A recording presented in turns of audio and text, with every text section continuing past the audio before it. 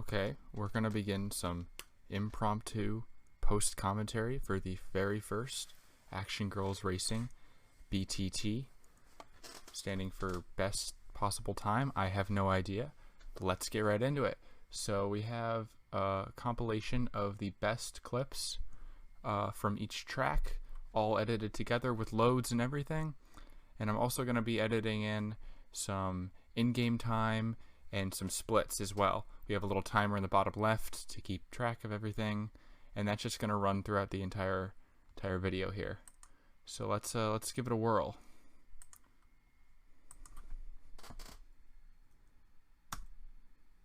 So I started the timer a little early, but that's okay. So our first track here is Action Girlz High. Now, Action Girlz High is the pinnacle of the run. It is the longest track in the game by far, and it is very, very difficult to play and run. So what you want to do here, the optimal strategy is you want to make sure that you don't miss any turns, or else the computers will catch you. It's really the key here is good control. You know, just really keeping in control of your cart, not veering too hard in any direction, and really navigating the thin hallways as best as possible, avoiding all the sort of lockers and banisters getting in your way. And the outdoor section here is really a good reward. You get to chill for a little bit and make up some ground on some computers if you've fallen behind. As you can see, I actually get hit here, which is pretty rare, but it's interesting to have it in this run. So the first split is a 103.31. Any lap below a 105 is usually acceptable on this track. The world record flap is a 59.66 by myself. However, a sub 3-minute time on this track is certainly possible given enough attempts. Not for me though. So going into lap 2, we're going through the lockers. We're about to make our way down the stairs into the basketball court. So really, it's just about, this track is all about breaking away at the beginning and just maintaining the lead and not messing up. You can make small mistakes like that, but you really can't afford to get in a situation where you cannot go forward, or the computers pass you and they will prevent you from taking turns. They'll get stuck and you'll get stuck. It's all about making sure that you can create separation between yourself and the computers. Alright, so going to lap 3, incredibly consistent laps. And we're actually going to be seeing this track again later, this exact same recording as well. So I'll save a little bit of commentary points for that. So it really, again, it's all about creating separation and clean driving and getting below 320, basically.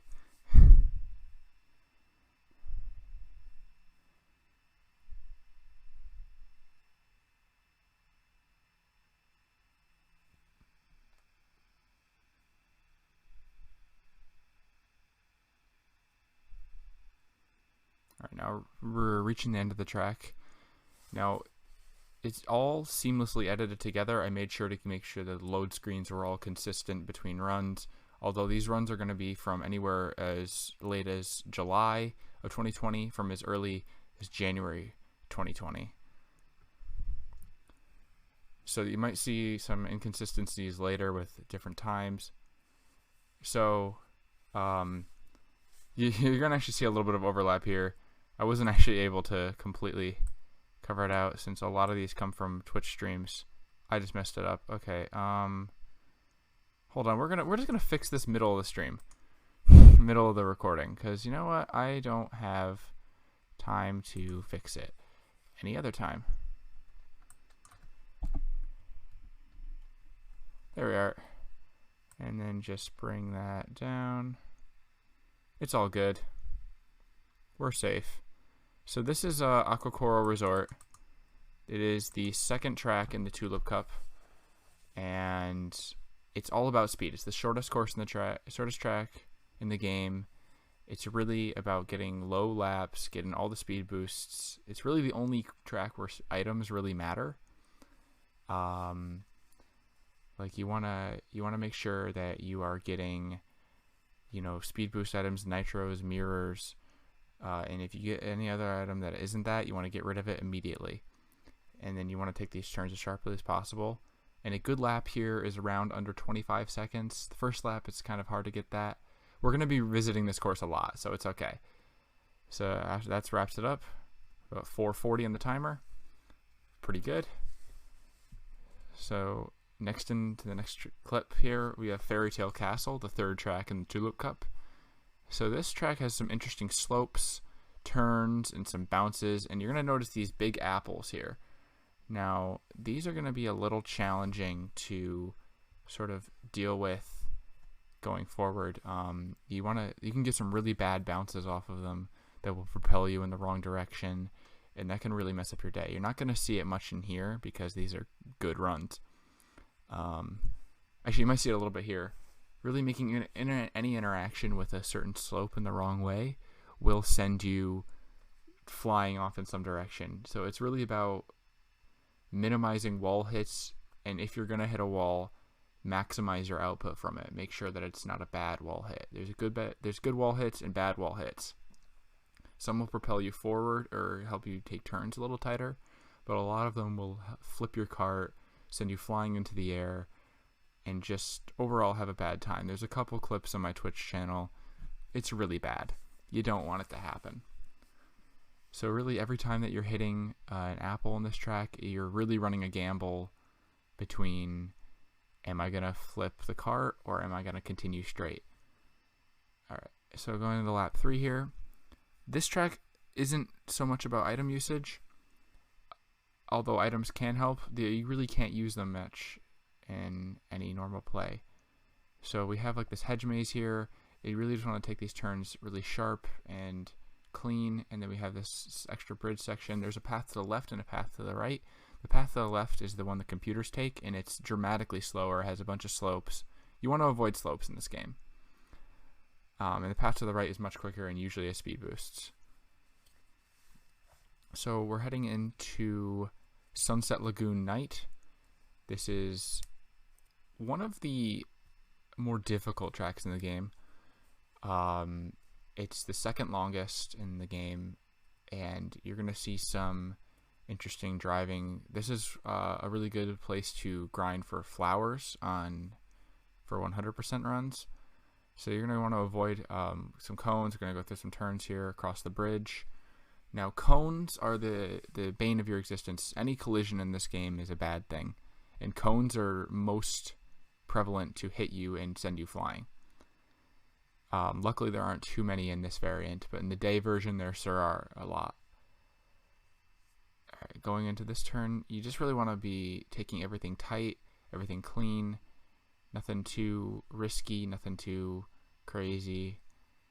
We're going to see some just little minor cone hits, but it's all about hitting the speed boost, getting the speed items, using it on the bridge. That's a big strategy. And just overall clean driving, not running into trash cans, cones, light posts, benches, whatever, you name it. You can hit in anything in this game, it'll ruin you. And then we're going to drive into our third lap here. Any lap around 40 seconds is exceptional on this track.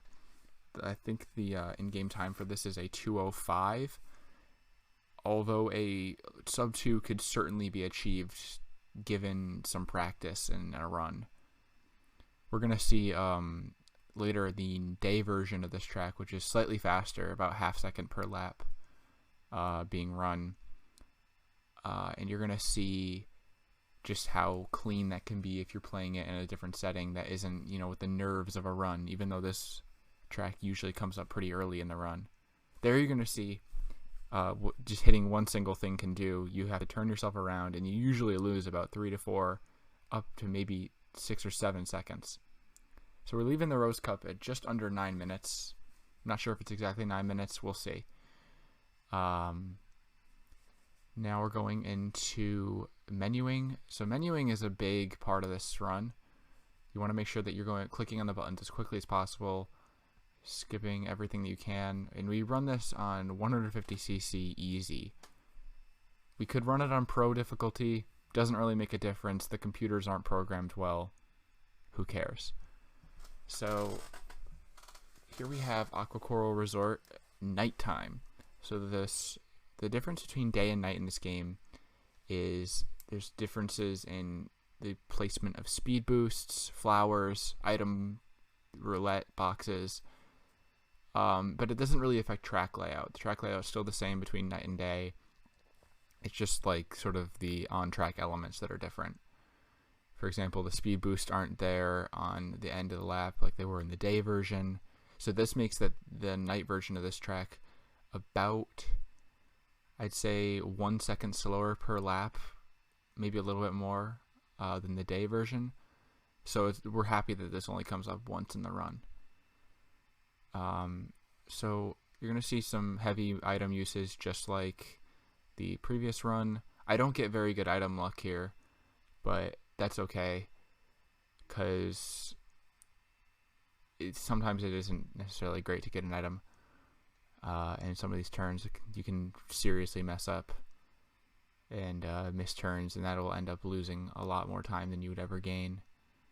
We're going to see some cool capture card issues here, because this is from January when I didn't have a good capture card. And we're going to finish this in about 119, 120. Can't quite remember. I don't have my notes with me, unfortunately. So we're going into the second iteration of Action Girlz High.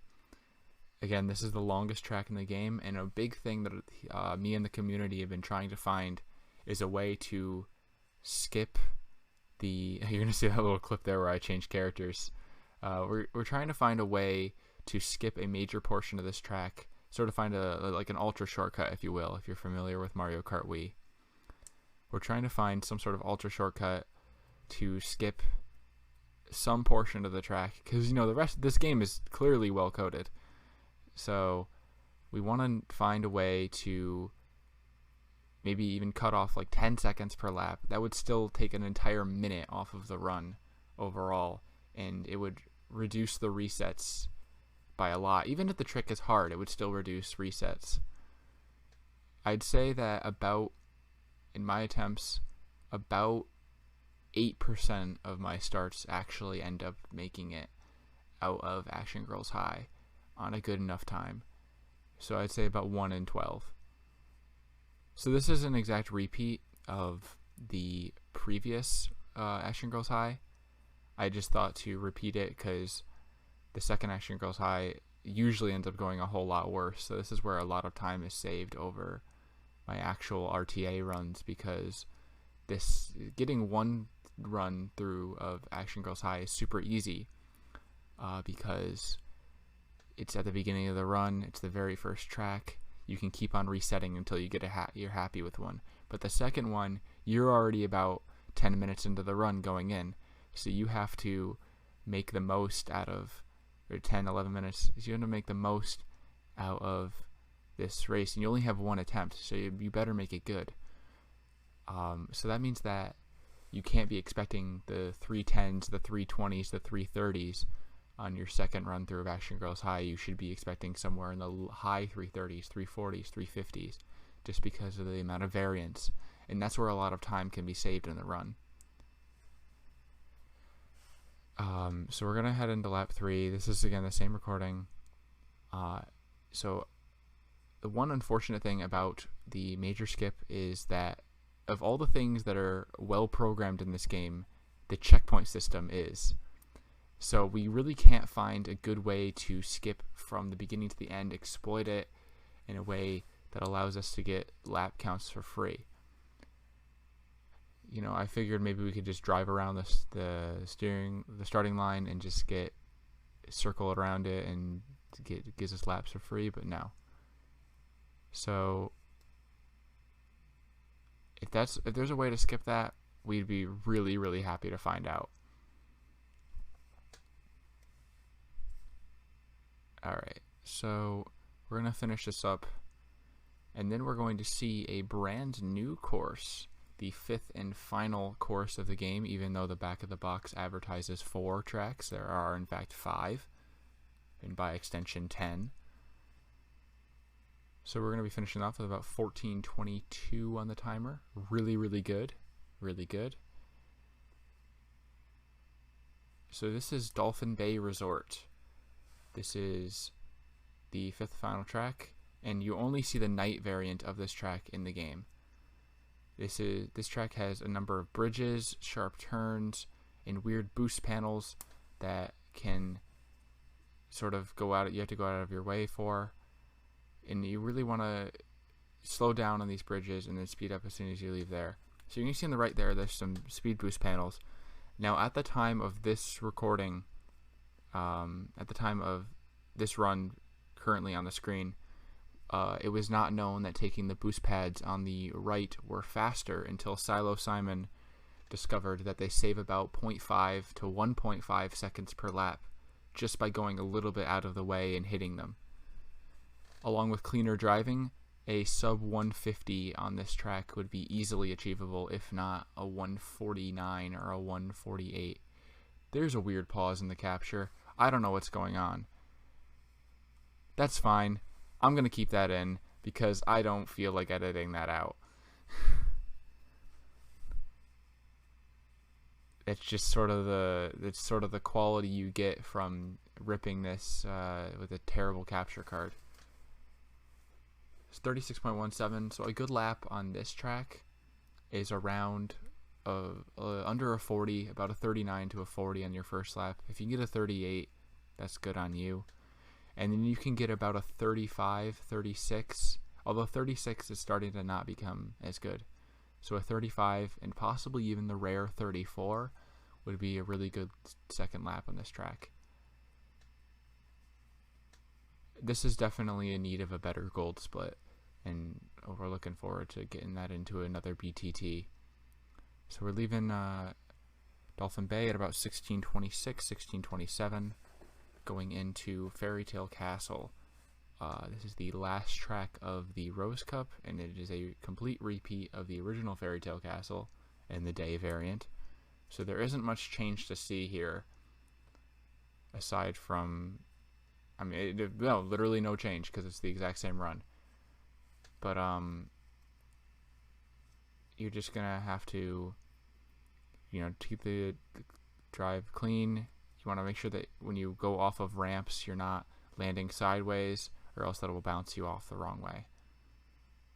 So a crucial strategy here, to save time, is you want to you just gotta know where all the speed boosts are, and you want to take these turns, like the spiral turn, you want to take it as absolutely thin as possible. I don't really do that on this run, but on lap runs, I can usually get flaps around 31 to 30, which are about as optimal as it gets. The lap record is 29.81. But really any lap that is about a 31, 32, 33 are exceptional.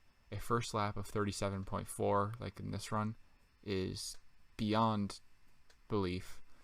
Although a 36 opener or a 35 opener may also be possible. As you can see, I'm about a half track ahead of the computers here. This is a really well driven segment by myself. Also, you can see when I hit apples, you can also take the lottery of hitting apples to get them cleared out of the way, so you can take more optimal lines in your second and third lap, but there's a risk associated with that. Alright, so we're leaving Rose Cup at about 18:26. You can see that weird splice there. That was just me accounting for loading screens. Not much I could really do about that. So we're going into Lily Cup here, actually Lily Cup. Now, it was discovered by Silo Simon a couple months ago that it is faster to take the Rose Cup before Lily Cup, or not really faster, but it gets the second Action Girlz High out of the way earlier in the run, about 10 minutes in, instead of trying to encounter it about 18, 19 minutes in. it gets rid of a lot of nerves and late resets by just putting it in the first half of the run. Again, this is the day version of the track, and you're gonna see there is no hut there, and you can take a path to the right, and that saves a little bit of time. That's where the half second to a second comes from per lap, and along with just cleaner driving, this is a 1:56:33, I believe. So there's a lot of time to be saved. Even this is transferable, and then on the night version pretty well as well. You can probably achieve about a 1:58 in the night version rather easily. Now, also some different cone layouts. This one's a little bit more analogous to going fast. That's where the time save is coming from.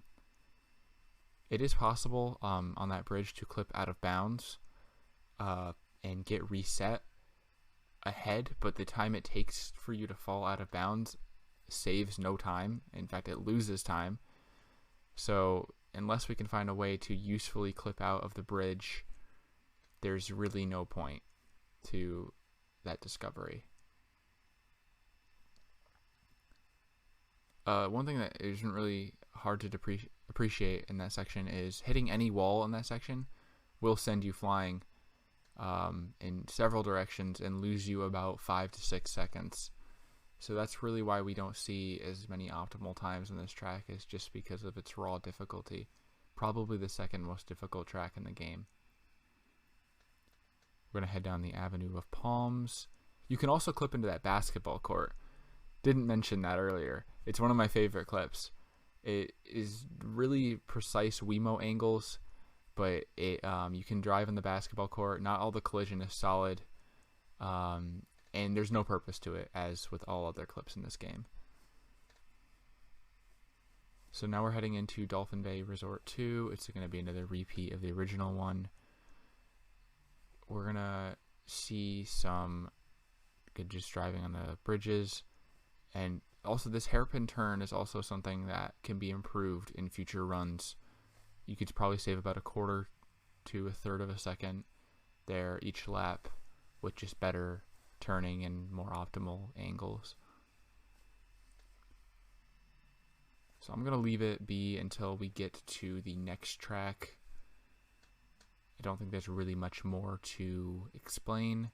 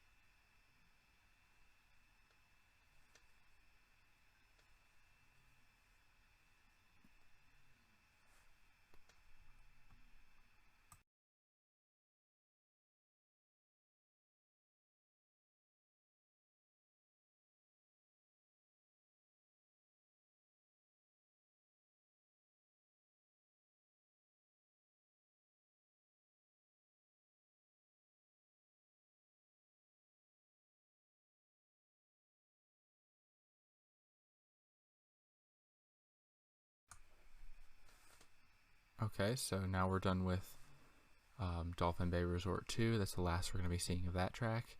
And we have 2 more repeat tracks here, both the day variants of Aquacoral and Fairytale Castle, to finish out the run. We're going to see another random character change, even though that shouldn't exist. So this run was compiled by myself earlier. And this is just sort of to show a demonstration of what we can push down the game to. I believe the in-game time total sum is a 23:05, so we're looking to get that below a 23. And an interesting thing to note here is the presence of loads within the run. So the Wii itself and many disc-based games and systems, at least the Wii and GameCube, have inconsistent load times between certain things, and it can vary runner to runner. You can see that in the new Super Mario Brothers Wii community. So our game has an RTA time board, but on every single record we also have the in-game time, which is the sum of all of the tracks added together next to it. So I know another runner, Silas Simon, his Wii loads things about 10 seconds faster over the course of a run than mine, but I chose to use my loads for this run for consistency's sake, since I hold all of the best segments. Although Simon, until yesterday or the day before, actually had the Action Girlz High record. So this is the final track. This is Fairytale Castle 3. This is the night variant of the track, the very first time this appears in the run. It's a little bit different from the day version. There are less boosts in more crucial places, so it loses about a second per lap on average, and has a little bit more of some troll apple placements compared to the day version. So as you can see, if you don't land flat there, you can really go flying off in a direction. I was lucky to sort of capture myself before that occurred. So yes, the night version, a little bit slower, but it's a little bit more consistent. You're going to see it's much easier to take some better lines in this track than the day version, even if you're missing out on a couple of speed boosts. So the flaps for this track are about the same, you know, a 37 first lap, 32, 33 second, third lap is really good. Could a sub 140 occur someday? Absolutely. It would just require a little bit cleaner driving, maybe some item luck. But with a sub 30 flap, I mean, it's entirely possible. So we're coming here up on the end here. I gotta make sure to stop the timer at the correct time. So it's gonna be a pretty fast run here. Let's see here.